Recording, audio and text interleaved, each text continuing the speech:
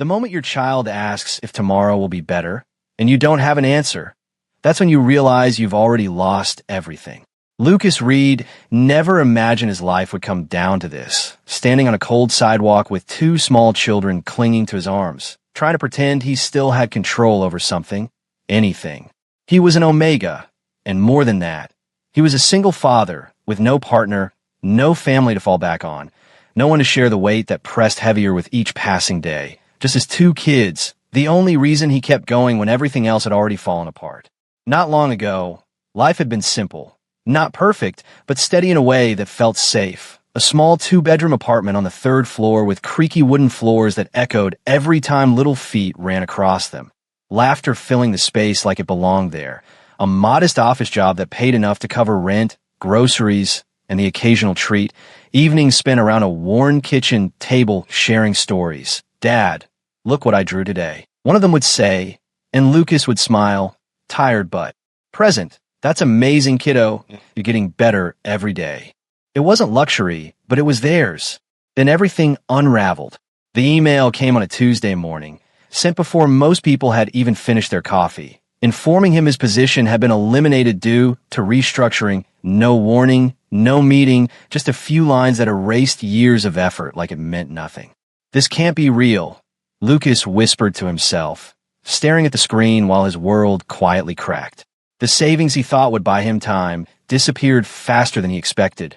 Rent piled up, bills stacked on top of each other. And within weeks, he was standing outside his own apartment building, keys useless in his hand, as the landlord had already changed the locks. His belongings were piled in black trash bags near the curb, mixed in with broken furniture and things that used to mean something. "Dad, why are our things outside?" the smaller one asked, voice trembling.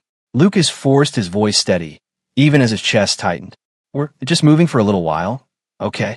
But even he didn't believe it.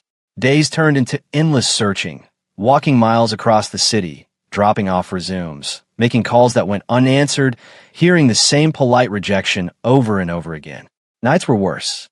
The temperature dropped into the low 40s, the kind of cold that crept through thin fabric and settled into your bones, and they had nowhere to go.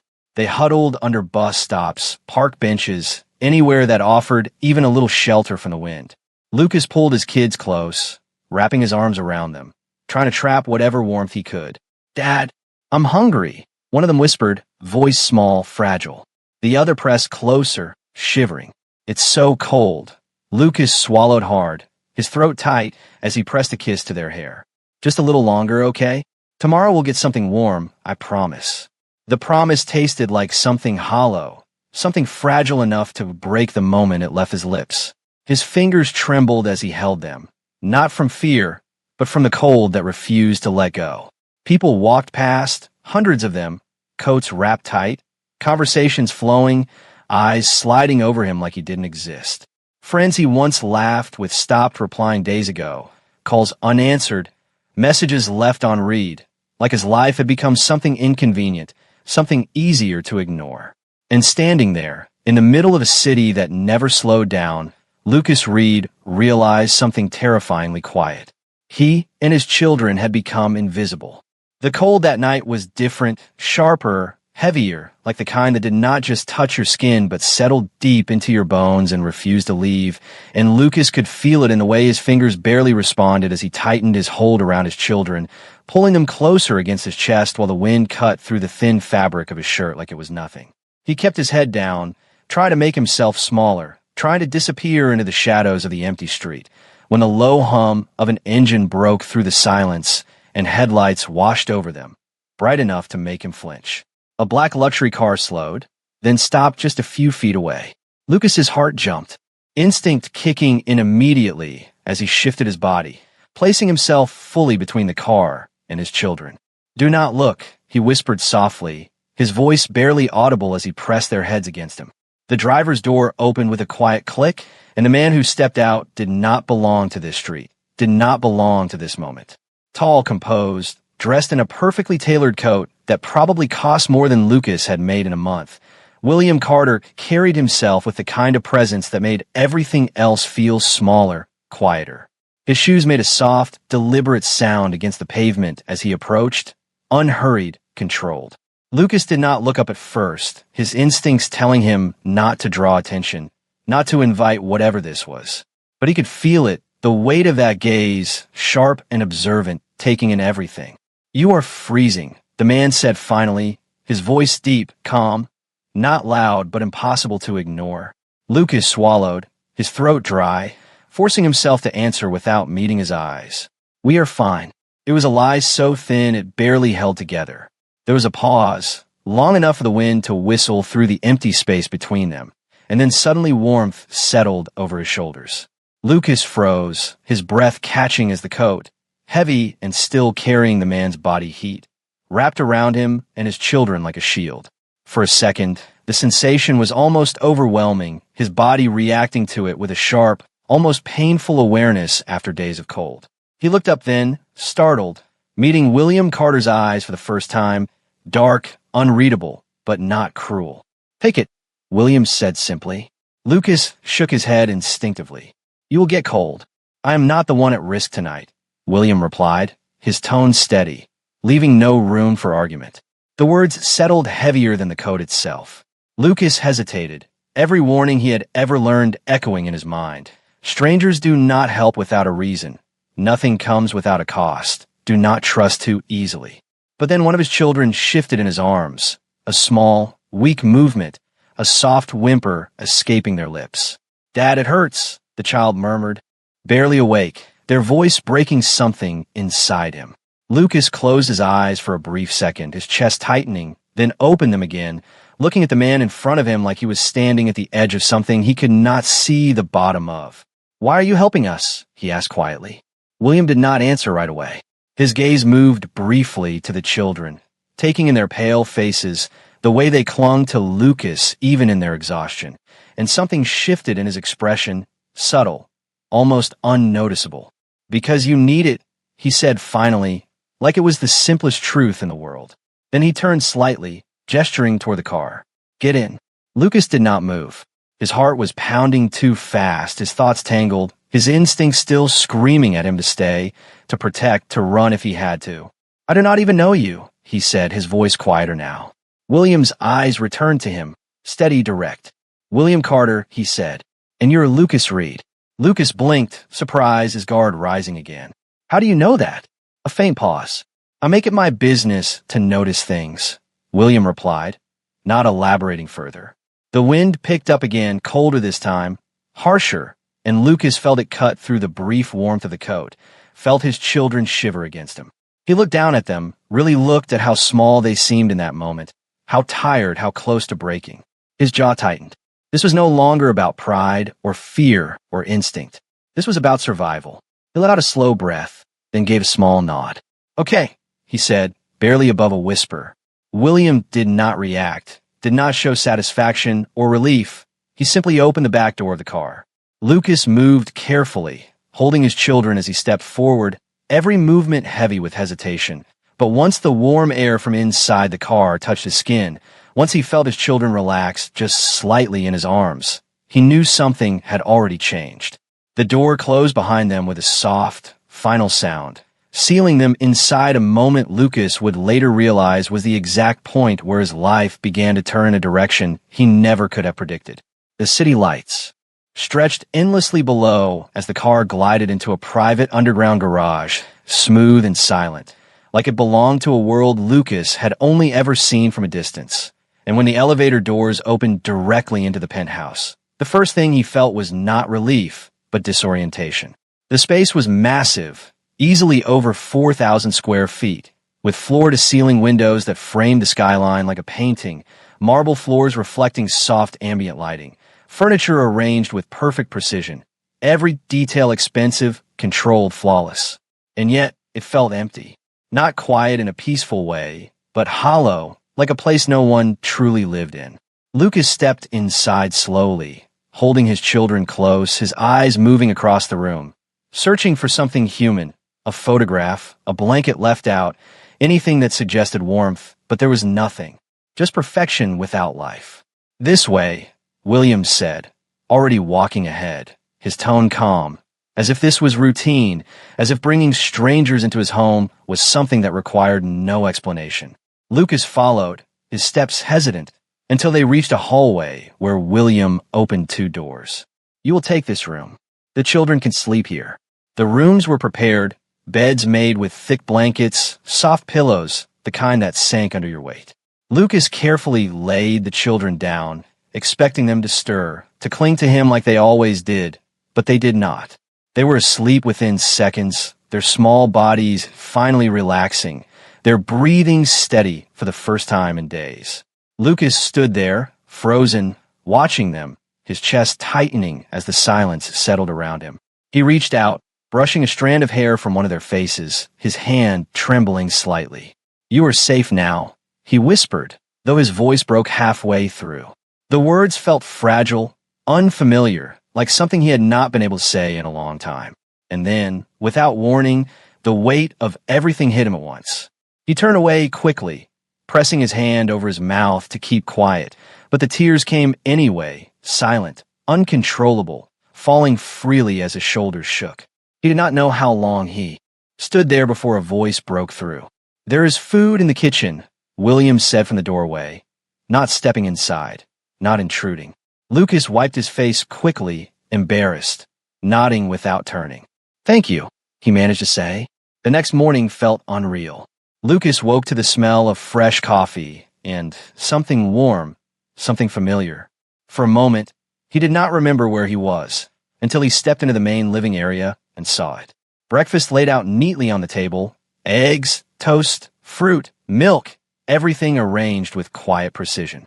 William sat across the room, already dressed, focused on his laptop, as if this was just another morning. "You should eat," William said without looking up. Lucas hesitated. "You did not have to do this." "I know," William replied simply. That was all. No explanation, no expectation, just a statement. Days passed and something shifted, not all at once, not dramatically, but in small, almost invisible ways. Clothes appeared for the children, perfectly sized, as if someone had paid attention. A corner of the living room transformed into a small play area, toys neatly organized, books placed within reach. Lucas never saw when it happened. It was just there. "Did you buy these?" he asked one evening, holding up a small sweater. William glanced at it briefly. They needed them. That was always his answer. Simple, direct, no emotion. But Lucas started to notice the details.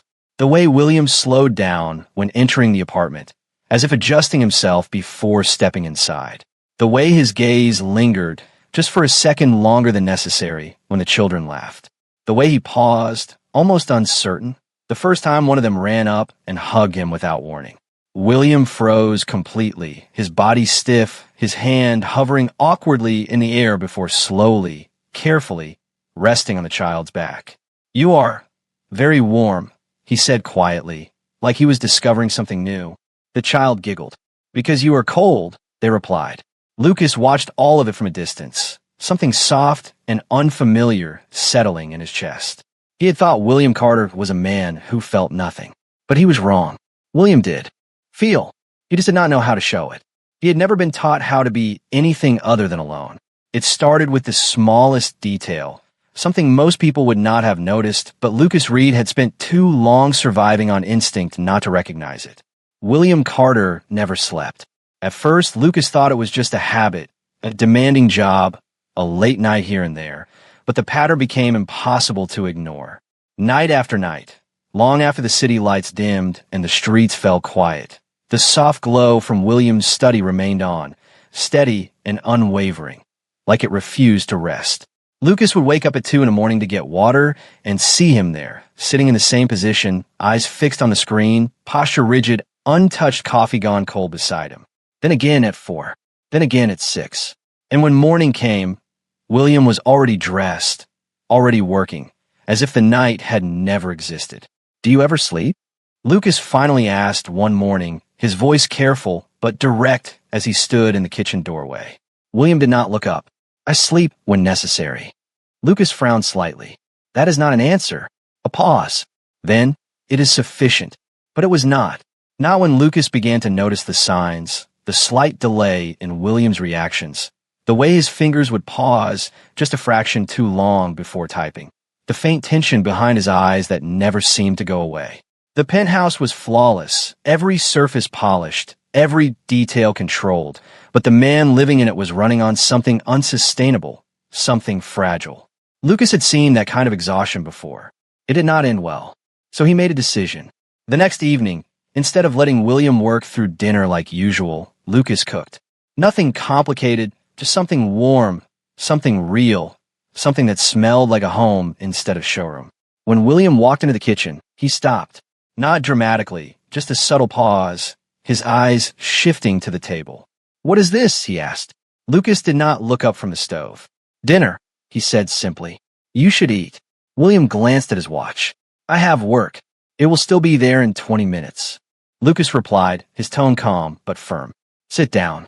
There was a moment where it felt like William might refuse, might walk away like he always did. But instead, slowly, he pulled out a chair and sat. He ate quietly, methodically at first, like it was just another task, but Lucas noticed the way his movements slowed after a few bites, the way he did not stop. "It is good," William said after a while, as if the words were unfamiliar. Lucas allowed himself a small smile. That is what happens when you eat real food. That became the first change. Then came the second. A few nights later, Lucas walked into the study and, without asking, reached over and closed the laptop. The sound was soft, but it cut through the silence sharply. William looked up immediately, his expression unreadable. "What are you doing?" Lucas met his gaze, steady. "You are done for tonight." "I am not finished." "You have not been finished for years," Lucas said quietly. The words landed harder than either of them expected. William's jaw tightened slightly. "You are overstepping." Lucas did not back down. "Maybe, but you are exhausted, and you are pretending you are not. That does not make it true." Silence filled the room, heavy, stretching between them. Then, after a long moment, William leaned back in his chair, exhaling slowly, like something inside him had finally loosened. "I did not sleep well," he admitted, his voice lower now, stripped of its usual control. Lucas softened slightly. "Then we start small," he said. "You try. That is all." That night, for the first time since Lucas had known him, William left the study before midnight. Lucas stayed awake, just in case, just in quiet awareness, and when he passed by the guest room later, he paused. The lights were off. The room was still. No glow from a screen. No restless movement. Just silence. Real silence. In the morning, William appeared in the kitchen later than usual, his hair slightly out of place, his movements slower but different. Not sharp, not strained. Lucas looked at him carefully. "Did you sleep?" William hesitated, as if the question itself was unfamiliar. Then he nodded once. "Yes." A brief pause. The entire night, Lucas felt something settle in his chest, quiet but certain. It was a small victory, but it mattered, because for the first time, William Carter had not just survived the night. He had rested through it. The shift happened on a day that seemed ordinary at first, the kind of quiet morning where the city moved in the background and the penthouse felt almost like a real home, until the sharp tone of William's voice carried through the hallway, low but edged with something Lucas had not heard before. It was not anger. It was pressure, focused control but tight. Lucas had been in the kitchen, helping the kids with breakfast, when he caught fragments of the conversation drifting from the study. "That projection does not align with the last quarter," William said, his tone precise. A pause. Then, "No, that number is not acceptable." Lucas tried not to listen. It was not his place, but something about the tension in the air made it impossible to ignore. He moved quietly, intending to pass by, but as he approached the partially open door, a series of numbers on the screen caught his attention. Old habits surfaced instantly.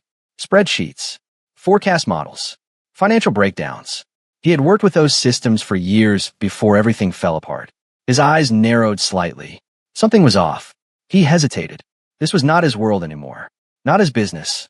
But the more he looked, the more the inconsistency stood out, subtle, buried under layers of data. But there, a miscalculation. Not obvious, not careless, but significant, enough to shift an entire projection. Lucas stepped back, ready to walk away, telling himself it was not his problem. But then he heard William again. "If this fails, we lose the entire investment," he said, quieter now, but heavier. That was enough. Lucas knocked lightly on the door. The conversation stopped immediately. "What is it?" William asked, his voice returning to that controlled calm. Lucas opened the door slowly, stepping inside just enough to be seen. I think there might be an error, he said, his tone careful. Every person in the room turned to look at him, some surprised, some clearly unimpressed. One of the executives frowned. This is a private meeting. Lucas nodded quickly. I understand. I am sorry. He glanced at the screen again. The revenue projection on the second quarter. The adjustment factor is duplicated. It is being applied twice. Silence followed. Then a short, dismissive exhale from someone near the table. That is not possible. These numbers have been reviewed. Lucas felt the doubt hit him immediately, his confidence faltering for a second, but he forced himself to continue. If you remove one of the adjustments, the margin changes. By a lot. William did not speak right away. His gaze remained fixed on Lucas, steady, evaluating, not dismissive, but not accepting either. Show me, he said finally. The room shifted slightly. Lucas stepped forward, his movement slow but certain as he reached the laptop, scrolling through the data, pointing carefully. Here and here, he said. It looks like two different categories, but they are pulling from the same base value. One of the executives leaned closer, frowning now. Wait, he muttered, tapping a few keys. The numbers shifted. The room went quiet. The margin dropped significantly. Not a small error. A massive one. That changes everything, another voice said under their breath. William's expression did not change immediately, but something in his posture shifted, almost imperceptibly. Run it again, he ordered. They did. Same result. The error was real. It had been missed. William leaned back slightly, his eyes still on the screen, then slowly turned to Lucas. For a moment, neither of them spoke. Then William asked, "What was your position before?" Lucas hesitated, caught off guard. "Financial analysis," he said quietly. Another pause. Then William gave a single nod. Noted. The meeting resumed, but the atmosphere had changed completely. The problem was addressed. The projections corrected. A loss that could have reached millions was avoided. But Lucas barely heard the rest. He had already stepped back, returning to the doorway, unsure if he had crossed the line.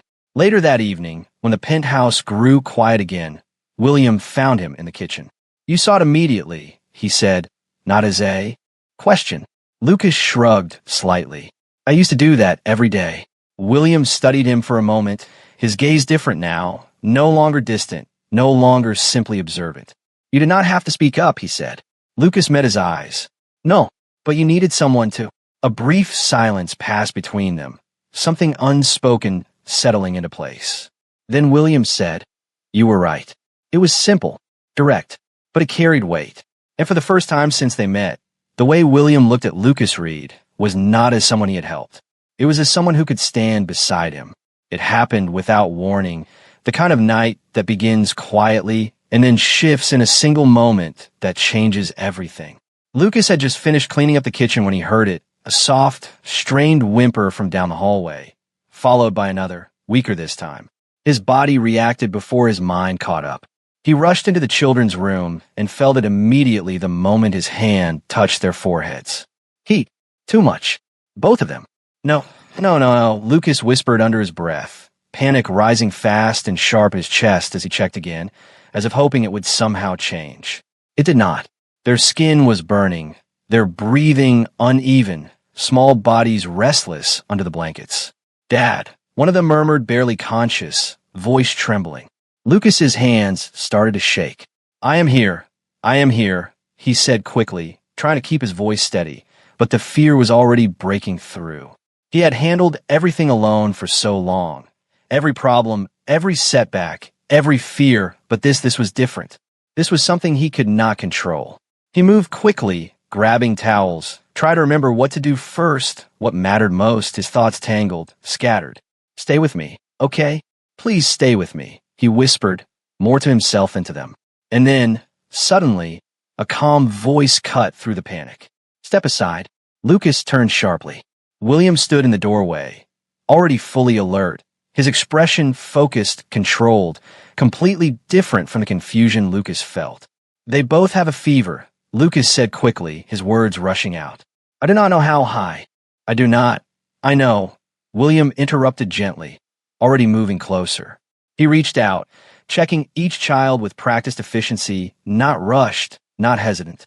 "We are going to handle this."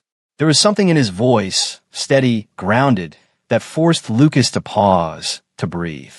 William pulled out his phone, dialing without hesitation. "I need a pediatric consult immediately," he said into the line, his tone leaving no room for delay. "2 children. High fever. I will send the details now." Within minutes, instructions were given, medication was brought out, doses measured precisely. William moved through each step like he had done this before, like pressure did not shake him, like chaos did not reach him. "Hold this," he said, handing Lucas a cool cloth. "Keep it on their forehead. I will prepare the rest." Lucas nodded automatically, following every word, his hands still trembling but steadier now, anchored by William's presence. Hours passed without either of them noticing.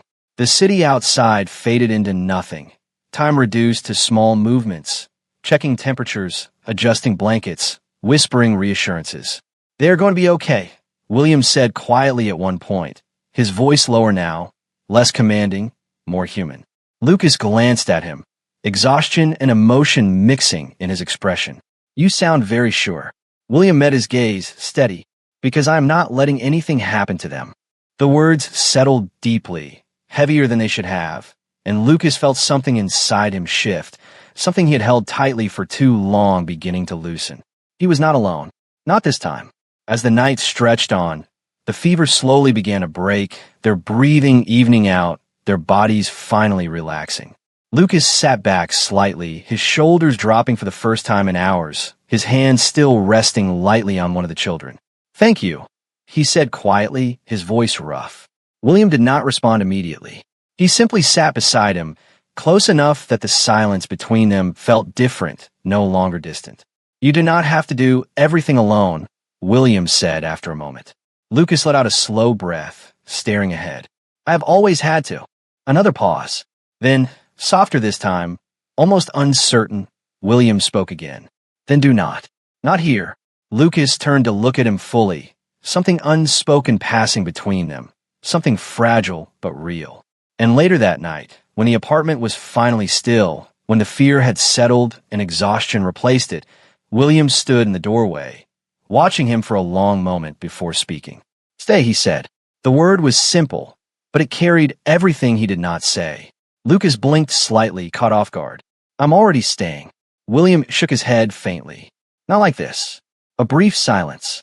Then, quieter, more honest than Lucas had ever heard him. "Stay. Do not leave. Let this be your home." Lucas felt his chest tighten, not from fear this time, but from something else entirely, something warm, something certain. And in that moment, he realized the truth he had been avoiding. He did not want to leave. Not anymore. The truth came back quietly, not as a loud confrontation, but as a detail that refused to stay buried. Lucas had been organizing the few documents he had managed to keep, papers folded and worn from being carried around for weeks, when something caught his attention. Dates did not line up. Notices came too quickly. Terms were missing. He read through them again, slower this time, his brow tightening. "This does not look right," he murmured to himself. Later that evening, he placed the papers on the table in front of William. "Can you look at this?" he asked, his tone uncertain but steady. William glanced at the documents, his expression neutral at first, but as he read further, something shifted. His gaze sharpened. "When did this happen?" he asked. "About 3 months ago," Lucas replied. William's jaw tightened slightly. "And you were given 1 week before eviction?" Lucas nodded. "Yes, I thought that was normal." William looked up at him then, and for the first time, there was something unmistakable in his eyes. Not anger, not exactly, but something close. "It is not," he said firmly. The room fell quiet. "Your termination and eviction were both handled improperly," William continued, already reaching for his phone. "There are violations here. Multiple." Lucas blinked, caught off guard. "Wait, what do you mean?" William was already dialing. "I mean you were treated unlawfully," he said, his tone turning sharp, efficient. "And that is going to be addressed." What followed moved faster than Lucas could process. Calls were made. Names were mentioned. Documents were requested. Within days, evidence began to surface, clear, undeniable proof that what had happened to Lucas had not just been unfortunate. It had been wrong. They cut corners. William explained one evening, laying out the findings. They assumed you would not fight back. Lucas stared at the papers, a mix of disbelief and something deeper rising in his chest. I did not even know I could. William's voice softened slightly. That is exactly why they did it. Legal action was prepared, precise and controlled. Not reckless, not emotional, but deliberate. Not for revenge. For justice. For closure. And for Lucas, it changed something fundamental. He was not just someone who had been saved. He was someone who deserved to stand again. Days later, as everything settled into motion, Lucas stood by the window, the city stretching out beneath him just like the first night he arrived. But this time it felt different. Not distant. Not unreachable. William stepped beside him, his presence steady. You have options now, he said. You can take the compensation, start over, find your own place again. Lucas nodded slowly. I know. A pause stretched between them. Then Lucas turned slightly, meeting William's gaze. Or I can stay. William did not speak. Not immediately. But something in his expression shifted, something vulnerable, something he did not try to hide this time. I do not want you to feel like you have to, William said quietly. Lucas shook his head. I do not. His voice was steady now. Certain. I'm not staying because I need help. He took a small step closer. I am staying because I want to. The words settled between them, simple but absolute. William exhaled slowly, as if releasing something he had been holding for a long time. Then stay, he said softer this time. Not as someone I am helping. Stay as someone. Beside me. And Lucas nodded. That is exactly what I want.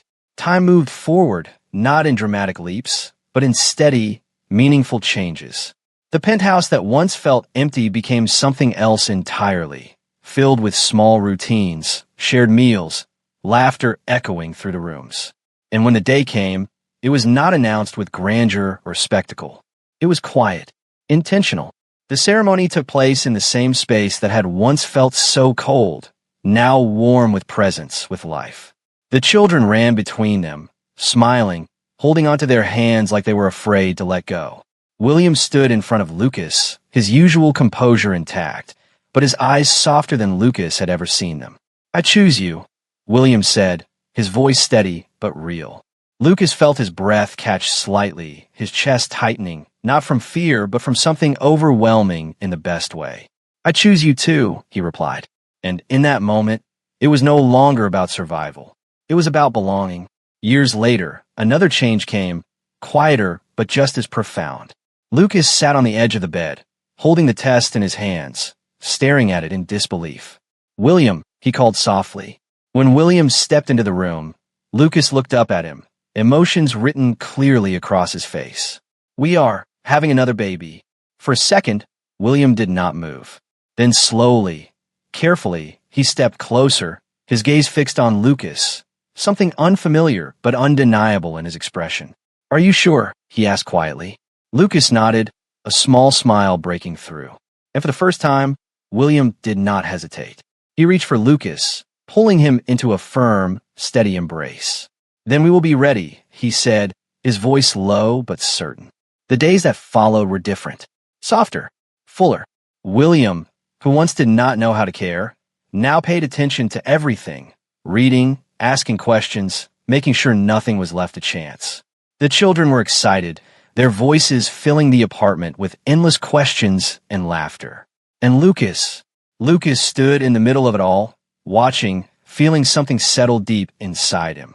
His life had come full circle, from losing everything to gaining more than he ever thought possible, from standing alone on a cold street to standing here, surrounded by warmth, by people who chose him every single day. And for the first time, he understood something simple, something powerful. This was not temporary. This was home.